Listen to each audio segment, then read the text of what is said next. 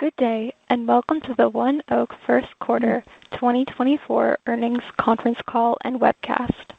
All participants will be in listen-only mode. Should you need assistance, please signal a conference specialist by pressing the star key followed by 0. After today's presentation, there will be an opportunity to ask questions.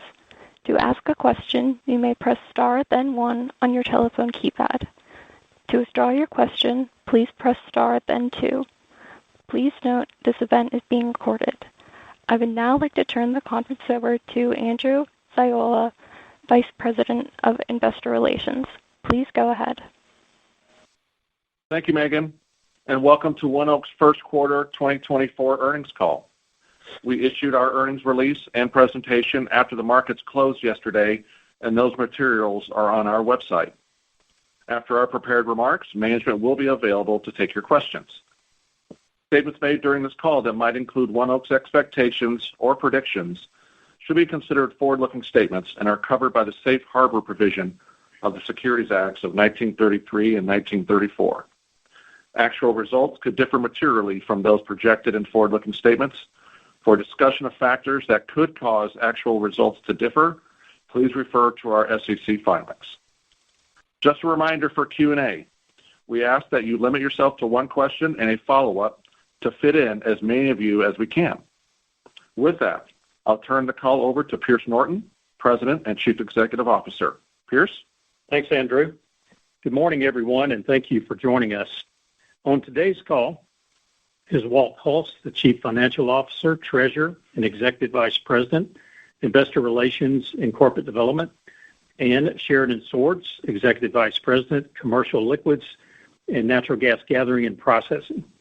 Also available to answer your questions are Chuck Kelly, Senior Vice President of Natural Gas Pipelines, and Kevin Burdick, our Executive Vice President and Chief Enterprise Services Officer. Yesterday, we announced first quarter 2024 earnings and increased our full year 2024 financial guidance. Solid results during the first quarter were supported by higher year-over-year volumes in the Rocky Mountain region and contributions from the Refined Products and Crude segment. The efforts of our employees were highlighted once again as we were able to effectively manage through the winter weather during the quarter. Heating degree days were actually higher than normal in January, but it was the temporary acute cold and excessive wind that caused a deviation from normal operations. Volumes have rebounded across our systems, and we're continuing to see volume trends higher, providing additional confidence in our expectations for the remainder of the year. Our increase to 2024 financial guidance was driven by two primary key factors. First, favorable industrial fundamentals across our systems, which is supply and demand, that are contributing to volume growth and providing significant momentum for the remainder of 2024 and into 2025. And second, the continued confidence in our ability to realize meaningful commercial and cost synergies. We remain focused on the integration efforts following the acquisition of Magellan last year. Our management team has spent the past several months meeting with employees and visiting assets across all of our operations. Our employees see the value of our combined businesses and are excited about the opportunities ahead. Through collaboration between business segments and the innovation of our employees, we are on pace to exceed our 2024 synergy goals, while most importantly, putting safety first.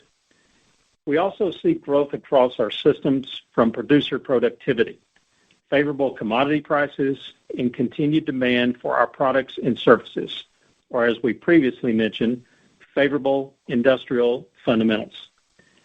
One potential significant source of future natural gas demand is expected to increase in power generation required to serve AI-driven data centers. ONEOK, like other natural gas pipeline operators, will play a role. We have already had conversations with several of our large electric power generation customers and power developers who anticipate the need for additional natural gas transportation to address this future AI data center-related power demand. As the need for future power generation increases, domestic natural gas demand is projected to increase. This is going to affect the entire midstream value chain, and ONEOK is positioned to play a meaningful role. Today, we serve numerous natural gas-fired power plants across our system, and many of those customers are looking to expand, some related to AI and others to address general power demand. We also continue to see supportive demand and fundamentals for the NGLs and refined products across our system. Ethane remains a highly preferred feedstock for the petrochemical facilities. NGL export strengths continue, and a seasonal refined product demand for travel and agriculture is picking up. We remain focused on expanding and extending our systems in ways that align with our customers and the market's needs. ONEOK, now larger in scale, will continue to support our efforts to help address domestic and international energy demand, contribute to the energy security of our nation, and maintain our critical role in the long-term energy transformation. With that, I'll turn the call over to Walt. Thank you, Pierce. As Pierce mentioned, we increased our 2024 financial guidance expectations. We increased our 2024 net income midpoint to $2.88 billion and increased our adjusted EBITDA midpoint by $75 million to $6.175 billion. This new guidance also brings up the low end of our original range, reflecting the strong fundamentals across our businesses. We remain confident in our synergy expectations. Our updated guidance still assumes we will meet or exceed our midpoint of $175 million in cost and commercial synergies in 2024. We continue to expect that additional annual synergies will meet or exceed $125 million in 2025. Additionally, our total 2024 capital expenditure guidance remains unchanged at $1.75 billion to $1.95 billion. Now for a brief overview of our first quarter financial performance. ONEOK's first quarter 2024 net income totaled $639 million, or $1.09 per share, and adjusted EBITDA for the period totaled $1.44 billion. Results were driven primarily by higher NGL and natural gas processing volumes in the Rocky Mountain region, increased transportation services in the natural gas pipeline segment, and contributions from the refined products and crude segment. We saw higher consolidated operating costs in the quarter, primarily related to the timing of planned maintenance turnarounds, higher property insurance premiums, and operational growth. Of note, this was the first quarter the refined products and crude segment was allocated its full share of corporate costs. Therefore, compared with the fourth quarter 2023, we saw an increase in operating costs for that segment and a decrease in operating costs for the other business segments as they received a lower allocation of corporate costs. As of March 31, we had no borrowings outstanding under a $2.5 billion credit agreement, and our run rate net debt to EBITDA ratio was 3.8 times. As it relates to capital allocation, we remain focused on delivering long-term value for our stakeholders through a balanced combination of high-return capital projects, dividend growth, debt reduction, and share repurchases. As previously discussed, we continue to see share repurchases as an important part of our capital allocation strategy and remain committed to utilizing our $2 billion share repurchase program over the next 4 years. We have significantly de-levered our business in recent years while still completing high-return capital growth projects and successfully closing a transformational acquisition. We are well-positioned to continue returning value to investors through a strategic and balanced capital allocation approach. I'll now turn the call over to Sheridan for a commercial update. Thank you, Walt. Beginning with the natural gas liquid segment. First quarter NGL volumes increased 12% in the Rocky Mountain region year over year, including the effect of the mid-January winter weather. Volumes fully recovered in February and have continued to accelerate. April volumes averaged more than 400,000 barrels a day from the region, driven by record propane plus volumes on our system and modest ethane recovery levels. The Elk Creek pipeline expansion remains on track for an early first quarter 2025 completion, increasing ONEOK's total NGL capacity from the basin to 575,000 barrels per day, enabling continued volume growth and provided needed NGL takeaway capacity. Mid-Continent region NGL volumes reflect the effects of first quarter winter weather and a full quarter without the low margin volumes from a contract expiring in November of 2023. We expect to continue replacing the expired contracts volume with barrels at market-based rates ramping through 2024. Wide gas-to-crude ratios remain, making ethane the most preferred feedstock of the petrochemical industry, and ethane exports remain highly utilized. These dynamics could provide tailwinds for ethane recovery throughout the remainder of the year. Our current guidance includes modest incentivized ethane recovery in the Rocky Mountain region. Moving on to the refined products and crude segment. We continue to see healthy business fundamentals and consistent performance. First quarter refined product volumes increased compared to the first quarter of 2023. From a liquids and blending perspective, volume and margins were in line with our expectations for the quarter. With gasoline and diesel demand typically lower in the first quarter, we expect volumes to ramp in the coming months as we see a pull from agriculture activity and summer driving demand. Refined product volumes will also benefit from our pipeline expansion to El Paso, which is now fully complete. The majority of the 30,000 barrels per day expansion is contracted under firm long-term agreements. Moving on to the natural gas gathering and processing segment.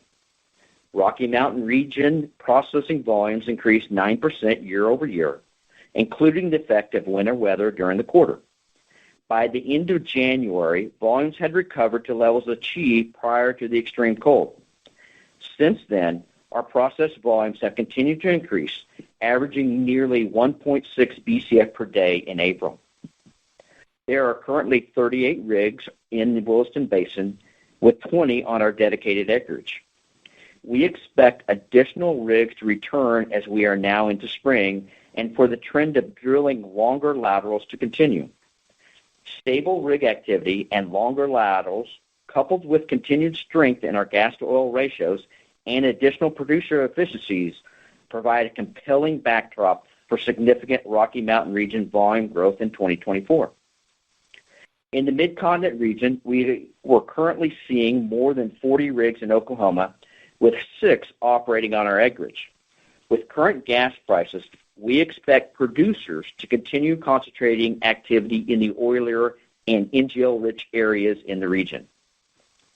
In the natural gas pipeline segment, we benefited from higher equity natural gas sales and increased firm and interruptible transportation in the first quarter. Natural gas storage continues to be in high demand. Our current expansion projects, including reactivating 3 BCF of previously idled storage in Texas and further expanding our injection capabilities in Oklahoma, enabling us to market an additional 4 BCF of working capacity. The Texas project will be fully in service in the third quarter of 2024, and the Oklahoma expansion will be completed in the second quarter of 2025. Both projects have firm contracts extending beyond 2030. Pierce, that concludes my remarks. Thank you, Walt and Sheridan. As you have heard, strength across our businesses is indicating a solid 24 and already providing momentum into 2025. Before we take questions, I want to once again acknowledge our employees for your continued dedication and exceptional performance in the first quarter. Specifically, I'd like to recognize those of you who responded to the winter weather across our operations in January, and our employees in Texas and Oklahoma who were personally affected or helped respond to the Texas Panhandle Smokehouse Creek fire in late February and early March. Our focus on reliable and responsible operations and on supporting our communities is particularly highlighted during the events like these.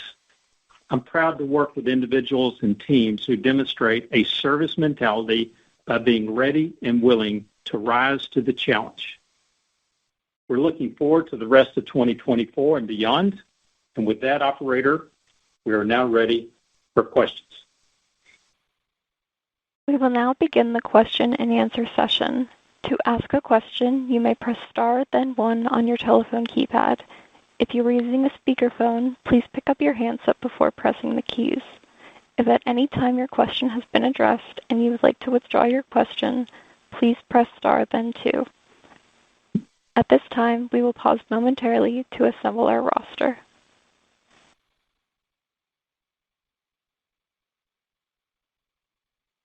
The first question comes from Jeremy Tonet with J.P. Morgan. Please go ahead. Hello, good morning. Morning, Jeremy. Just wanted to start off with the guidance increase, if I could, and wanted to dig into the component pieces there.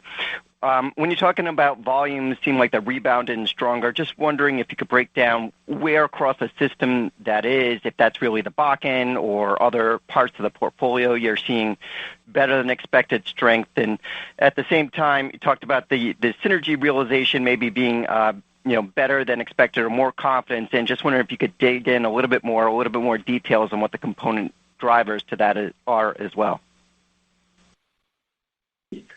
Jeremy, this is sure. The first thing we think about volume across our system is a lot of it is coming out of the Bakken. We're seeing a strong volume as we come out of winter, and with the rigs that we have running, we see that increasing strongly throughout the year. So that gives us a lot of confidence on our volume expectations range that we'll be more on the higher end of that. We also, in our refined product segment, we're also seeing good volume into the El Paso market as our expansion was completed and came online, and for May that expansion is already on allocation. So we filled up that complete expansion and continue to see that go through the remainder of the year. So those are two areas where we're really seeing volume increase. As we think about synergies as we've gotten this company together and people working together, we are finding more and more synergies out there that we can execute on, and we will continue to see that growth through the remainder of the year, which give us even more momentum as we move into the 2025 timeline. The other thing that we have going on is in the first quarter, we also had two large planned turnarounds, one in the refined products segment at our refined products crude segment at our Corpus Christi terminal, and the other one in our NGL segment at the MB1 fractionator. Those are one-time event that really pushed up our operating costs in the first quarter that we won't see for the remainder of the year. So those are a lot of the things that give us confidence on raising our guidance.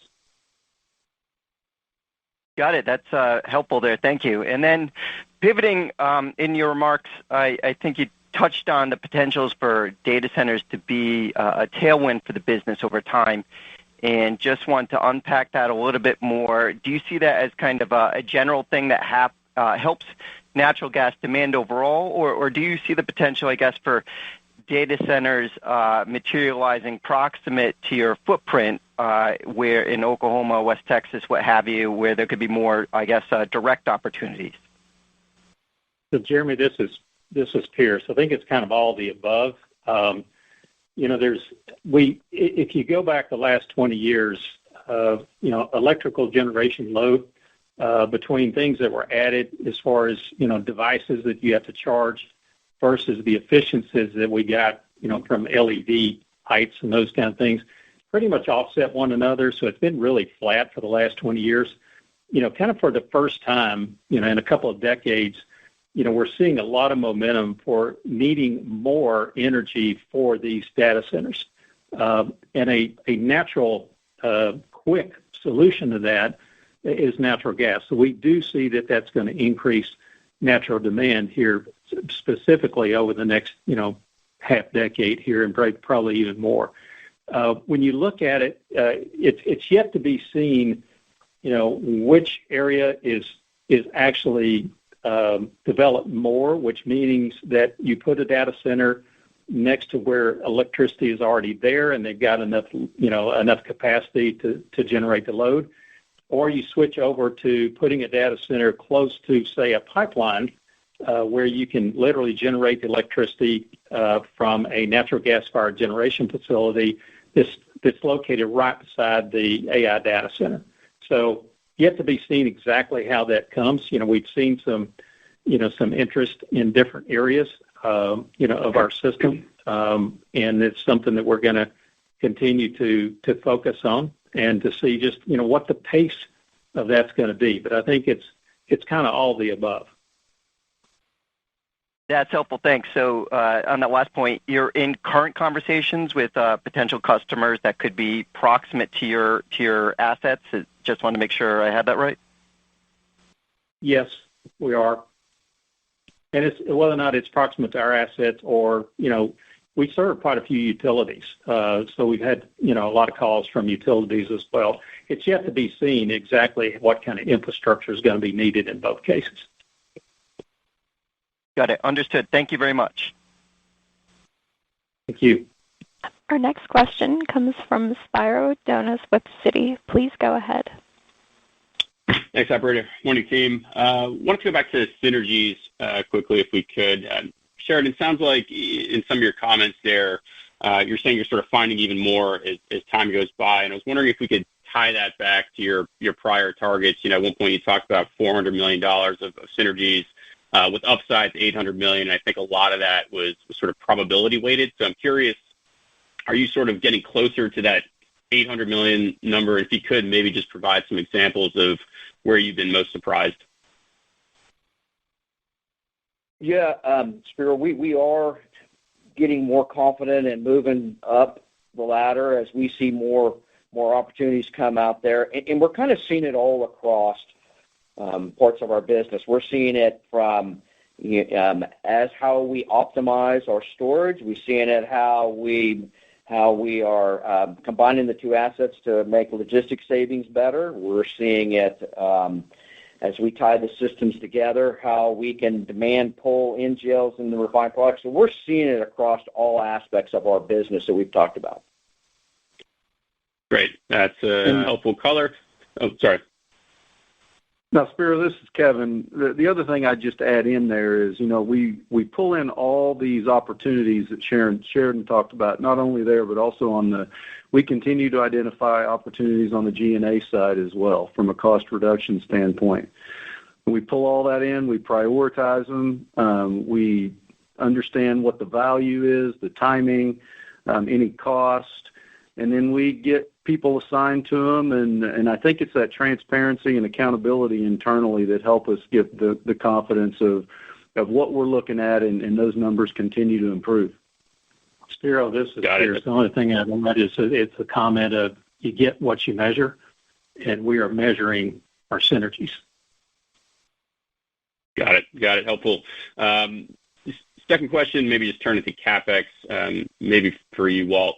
Some of your peers have started to provide this sort of normalized CapEx figure that allows them to keep growing with the basin. I guess I'm just curious, maybe how we should think about that for ONEOK, especially as we head into 2025 in the first quarter. You've got 3 major projects coming online. It would seem like that CapEx load is going to be coming down. So just curious how you guys think about what normal looks like on the CapEx side.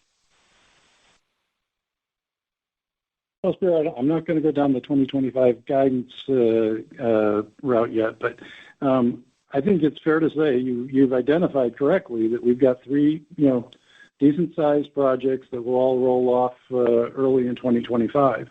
So as we look at CapEx going forward, we have much more manageable, lower capital, very high return opportunities that are presenting themselves. So I think it's fair to say that we would see that trend down. And if you were to look longer term for a kind of sustainable CapEx level, it probably is lower than where we are for 2024. Great. I'll leave it there for today. Thank you, gentlemen. Our next question comes from Tristan Richardson with Scotiabank. Please go ahead. Hey, good morning, guys. Maybe just a minor one on the guidance increase. Should we think of the small Saddlehorn acquisition as part of that increase in expectations for the year? And if so, maybe kind of what proportion of the guidance increase could we attribute to the acquisition?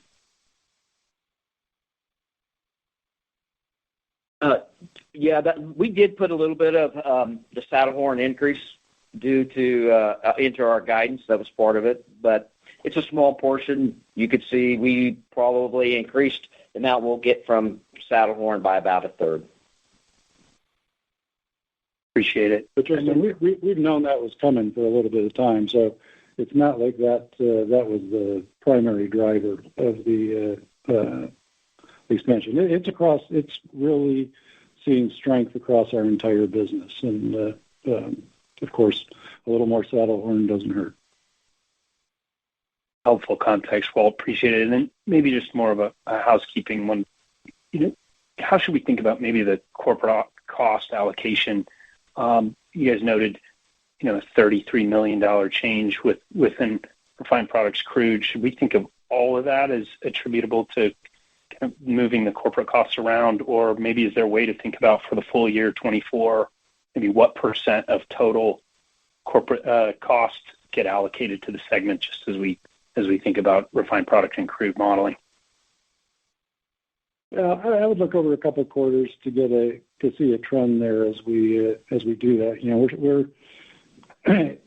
This was the first quarter that we allocated corporate costs to that. So surely we took a look at it, but there could be some other corporate costs in the first quarter that might skew that a little bit. So I would look over the next couple of quarters to get a trend, but it'll proportionally carry its fair share, kind of based on EBITDA contribution. Helpful. Appreciate it, guys. Thank you very much. Our next question comes from Michael Blum with Wells Fargo. Please go ahead. Thank you. Good morning, everyone. Wanted to go back to the AI data center discussion a little bit. When you look at your gas pipeline network, how much room is there to expand capacity via compression versus having to actually build new pipe? And then if you were to increase gas pipeline capacity to serve higher power load growth, are there any upstream benefits that you'd also see? Good morning, Michael. This is Chuck. As far as capacity adds that we could look at along our footprint, as Pierce mentioned a couple times here today, we are in conversations with existing customers on our pipes. We're connected to a little more than, I think the number is 40 gas-fired generation facilities today. There's about 15 potential projects on our systems today. Not all of those will come to fruition, but the conversations are ongoing, and of the 15, we're seeing probably 3 or 4 of those folks saying the demand is derived from the data center. So we are looking at several projects that would add the BB looping as well as some compression, depending where we are on which of our systems, whether it's the interstates up in the upper Midwest, in Oklahoma, not necessarily looping, but rather some compression projects. So it's kind of an all of the above capacity additions. And I don't recall the second part of your question. The second part was about any upstream benefits. Upstream. So, Michael, what I would say there is this is going to be a little bit of a longer answer here, but you came at it from the question of what's the capacity of an existing line, and you put more demand on it, and what does that look like? I'll just paint a scenario, which don't take anything from my comments that we're far along in this, but if you were to put a data center in North Dakota, it's a cold weather area. It's very advantageous for data centers, and you connected it, say, to the tailgate, of one of the plants. then you're taking load 24 hours a day, and that's load that it frees up on transportation of gas that goes elsewhere out of that basin. We do have space to do that, but that's one way to kind of tamper down maybe, a future expansion out of the North Dakota area on the transmission lines. Whether or not that be WBI, whether or not that be Northern Border, or actually some other generated facility for natural gas electric power generation. So that's just one example of the way I could see that. It's kind of a long way of answering your question, but that's what I would see a benefit to the gathering and processing business. Okay, perfect. Thank you. And then just wanted to go back on Saddlehorn for a second. I realize it's a small acquisition in the grand scheme of things, but I wonder if you just talk in terms of strategic rationale for that asset, to why you want to own more of it, and just also from a capital allocation perspective, why that makes sense. Michael, this is Sheridan. I think the first thing on why we want to own it, we operate that pipeline. It's coming out of an area that we see growth in crude. In fact, the last couple of months, Saddlehorn has been fully allocated. And the third is this was kind of instigated by Plains that has a lot of connectivity up in the area, and they're seeing the benefit as well, which gives us more confidence that this is a good asset to own more of. Thank you. Our next question comes from Teresa Chen with Barclays. Please go ahead. Morning. In terms of the synergy outlook, just near term, looking at the upcoming maintenance in Wink to Webster, is there room from a crude oil marketing activity perspective across your assets for additional synergies to capture what would likely be a temporary and a volatile and wide Midland differentials backdrop, and using the excess capacity you have on BridgeTex or maybe Longhorn to a small extent? I realize this does not neatly fit within your 4 categories of synergy buckets, but given that you are a significant market of commodities in general, could this be a source of additional upside? Teresa, this is Sheridan. Yeah, we do see him. We've always, from the beginning, saw opportunity in marketing crude oil to bring volume to our system. Specifically right now, as we think about what's going on in the next 2 months, with the MEH to Midland differential kind of blowing out, we're naturally seeing more volume come to BridgeTex. That volume is up quite a bit, and it's part of the reason we're even more confident that's going to continue, and confidence in increasing our guidance as we go forward. And with some of the maintenance that is coming up on certain pipelines, we haven't factored that in yet, but that gives us even more confidence that we'll see some strong volumes crude coming out of the Permian on our system. Marketing will add to that, but that'll probably be a little bit more longer term as we get later on in the year. Got it. And going back to the AI theme, this has come up so much in recent weeks and months related to natural gas transmission and storage assets. And I'm just wondering if you have any early indications or thoughts on just quantitatively what this could mean as far as the size of the EBITDA opportunity for ONEOK. Well, first of all, I think you got to look at the size that we currently are, making, $6.175 billion in EBITDA. And I think you got to look to see what kind of pace it's at. I think it's really just too early to tell. Thank you. Our next question comes from Sunil Sibal with Seaport Global Securities. Please go ahead. Yeah, hi. Good morning, everybody. So I just wanted to understand a little bit on the growth prospects, when you think about beyond the projects which are kind of, get completed in the first half of 2025. So I was curious, how would you put your growth opportunity beyond that in the 4 business buckets that you have? And then on the same line, how have your hurdle rates changed, if any, in the current environment versus the environment we had a couple of years back in terms of interest rates, et cetera? This is Sheridan again. On growth projects, we are continuing to, on the synergy side, continuing to see low capital, high multiple type growth projects that we are baking in as we continue to go forward. They're coming all the time. We get more and more of them, but they're kind of factored into our overall capital plan already. We had capital in there that we would capture this, but we continue to get more excited about that growth that we see there from growth projects as it's related to synergies and bringing them together. Okay. I think as you were asking, about the interest rates. We aren't a company that relies heavily on short-term debt. All of our debt is turned out. We have cash called the last 3 bonds that we've had mature, and we've said that we expect that will probably be the case later this year, that we would go down that path. So, occasionally we're in and out of the CP market to cover month-to-month type of things, but our business is generating cash flow to be self-contained, and so we don't see any real impact from higher rates going forward. Okay, understood. And then one kind of operational one for me, seems like in Permian, NGL volumes were, a little bit weak sequentially. And I was curious, anything more to it than the weather issues there?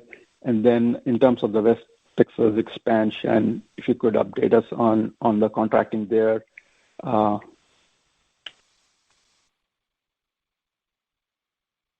Yeah, on the Permian, the drop sequential in the Permian was really weather. We had the impact of weather out there, and one thing we noticed in the Permian, they're not used to weather, and anytime they get any kind of weather, it takes them a little bit more to get back up and going. So we saw somebody go weather impact the first quarter was a big reason for the volume decrease. As we think about contracting going forward on our West Texas pipeline expansion, it is going as we had planned. We continue to contract more volume on that. We are right where we think we need to be as we continue to go forward. We are going to continue to leverage that into the future for more plant connects and to feed our transportation and fractionation business. As we have said earlier, we already have contracted 2 plants that will be coming on this year. We have another one that's expanding, and recently we've actually signed up some more people as well to bring more volume onto the system. So like I said, we are very comfortable where we are with the contracting on that system today, on that expansion. And the expansion is on time, on budget, coming up in the first quarter of 2025. Understood. Thank you. Our next question comes from Neil Mitra with Bank of America. Please go ahead. For taking my questions. I had a couple of questions on the guidance increase. So first, it seemed like the GMP rate was $1.21 in MCF, which was a little bit higher than the high end of the range of $1.15 to $1.20, which is the guidance. Is that something that we should roll forward, or is that something that occurred with maybe MVCs in the first quarter? And then second on that part, should we expect kind of a linear increase in volumes in the Bakken, or should we expect another weather downturn in 4Q in terms of your budgeting? Neil, this is Sherrod. The first thing on your increase on the earnings, on the fee rate, a lot of that's driven by our inflationary escalators that are coming, and to a lesser extent, volume coming from certain customers that may have a different fee structure in there. And yes, we do think that will continue going forward, that fee rate. On the volume cadences coming out of the Bakken, it can be a little bit lumpy as we bring on compressor units and everything else. We'll sometimes have some big volume coming in. We do always budget for winter weather in the first quarter and in the fourth quarter and the first quarter. But as you saw in 23, the fourth quarter did not have any weather in it, and all the weather showed up in the first quarter. So, but we spread it out over the 2 quarters in a budgeting standpoint, but we know it doesn't all show up evenly across those quarters. It usually concentrates in one quarter or the other. Got it. And then I wanted to clarify on the AI theme. I know this is still very early innings, but Pierce, I wanted to follow back up on, kind of the opportunity you see there in North Dakota with the advantageous weather, temperatures, et cetera. Are you seeing opportunities from the wellhead to move lines to CCGTs, or more so from CCGTs to data centers? And is this kind of geographically concentrated with your opportunities within your NGL footprint in the Bakken, or are you seeing things outside of the Bakken and perhaps the Permian and Mid-Con as well? Well, first of all, you're not going to take it out of the wellhead because the GPMs, or the gallons per thousand of liquids that's associated with that gas, is just too high to tie it in back there. So you're going to need to get downstream of a plant. And I would also tell you that that's a theoretical scenario at this point, and that's something that we'll be exploring, in the future with, multiple different players. It could happen in any one of our basins. It's just that it's a little more advantageous, where you can locate one of these things where you get some really good kind of lower natural gas prices, and you got a lot of natural gas supply, and the weather actually is colder. You have more kind of heating degree days, so therefore it lessens the cooling load that you're needing on these AI facilities. The thing I would probably say again about AI, more to come. We'll have more updates on these in the coming quarters. But again, don't think it's necessarily going to be material in the short term. Perfect. Thank you. Our next question comes from Keith Stanley with Wolfe Research. Please go ahead. Hi, good morning. First, just a follow-up to Neil's question, but on the Rockies NGL bundled rate, that was up nicely to 30 cents in Q1. What drove that higher, and is that a good run rate for the balance of the year? What drove Keith, this is Sheridan. What drove that rate is less incentivized ethane that came out. So that rate's going to depend a lot on how much incentivized ethane we come out, because obviously we're bringing that out at a lower rate.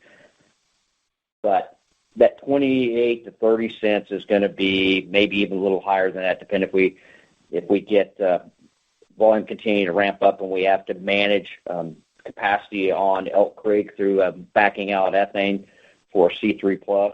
You could see it go a little bit higher there, but it's going to be in that range. Okay, great. Thank you. The second question, just on going back to Saddlehorn, but are you optimistic that you could find other bolt-on type opportunities like that over the course of the next year, or was that more of a one-off with Western's process? I noticed you didn't list acquisitions as part of the capital allocation priorities in your remarks. So this is Pierce. What I would tell you is we're always looking for opportunities to expand our footprint out there. That's one of the things that we look at. As far as, M&A goes, we continue to be focused and actually very pleased with the integration as it's related to Magellan. So at this time, that is our organization's primary focus, is on the integration of what we just acquired last year. I'd say that future M&A will be the same as it always has been here at ONEOK. We're going to be intentional and disciplined about what we look at. Okay, thank you. Our next question comes from Neal Dingmann with Truist Securities. Please go ahead. Morning, all. Thanks for the time. My first question, just looking at your NGL raw, just the throughput on the raw volumes there.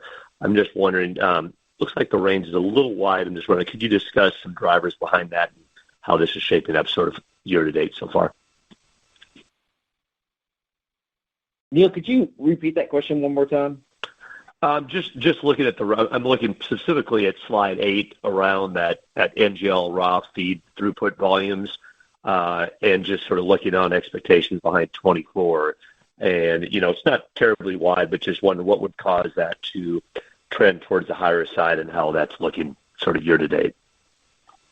On our raw feed NGL volumes, one of the big things on the raw feed NGL volumes that's going to make it go up is ethane recovery. And, we've come out and said that we're going to have, naturally the Rockies is going to be in rejection, but we're going to have opportunities to incentivize that. I also said we're going to manage our capacity on our pipeline as Elk Creek until we get the expansion on, is up more to the high end of its capacity. Then you have the mid-continent where we have said that's going to be kind of in and out of ethane recovery. So is that more, we have the opportunity to, as prices spreads stay wide like they kind of are today, we'll see more ethane throughout the year come out, which will drive that up, your raw feed throughput up. And then out of the Permian, we've always said that's going to be in full ethane recovery from here on out. So the biggest one's going to be ethane recovery. Obviously, we've talked about volume in the Bakken. That looks really, really good. We're also seeing plentiful of rigs in the mid-continent drilling in different areas, and some of the oil-rich areas, some very high GPM areas, that as we go through this year, we're cautiously optimistic that we're going to see really good growth there as well. So those are some of the areas we see could push it to the high end, but definitely ethane recovery is the biggest swing here in 2024.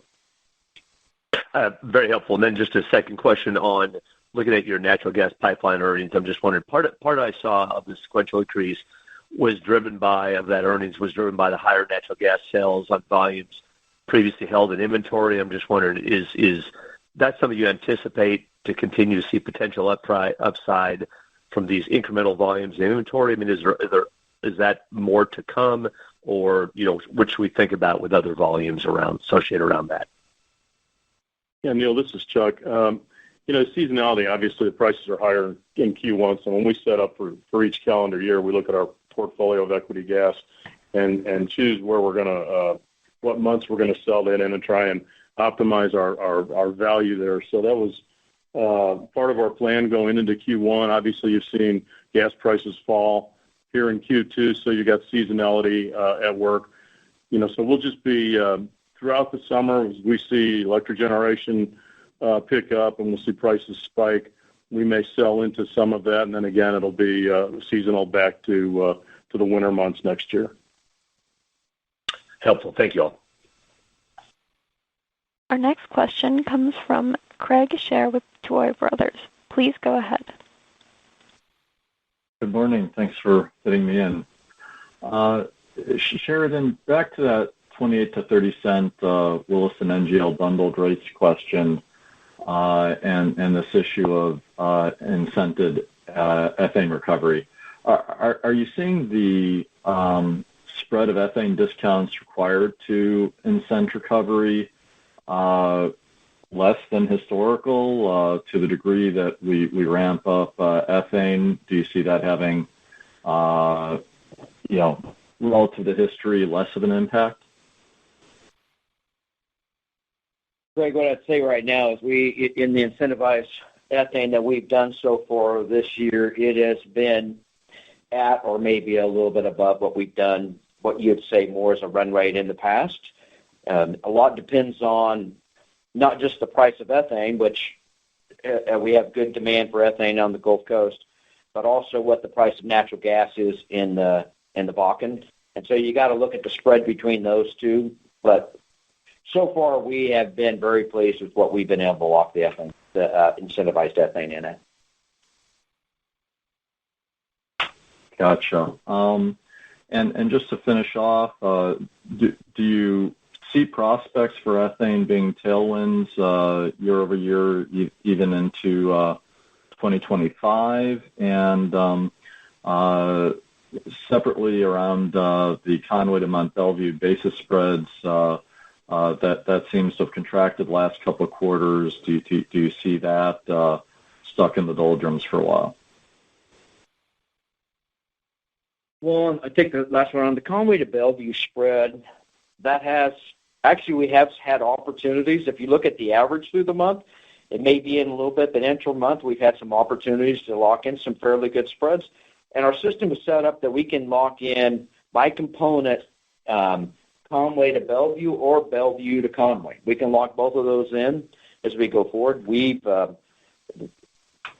happy where the spreads have been at this time. Obviously, we'd always like them to be a little bit wider, but we've been able to take advantage of them. They're not going to get as wide as we saw in a long time ago where they were double digits. They're not going to get there because there's still plenty of capacity to move product in between the two basins. But I think they're going to be at an acceptable range that we are going to be able to meet what our expectations are in our guidance or even exceed it. And I'm sorry, what did you say about thoughts about ethane into next year?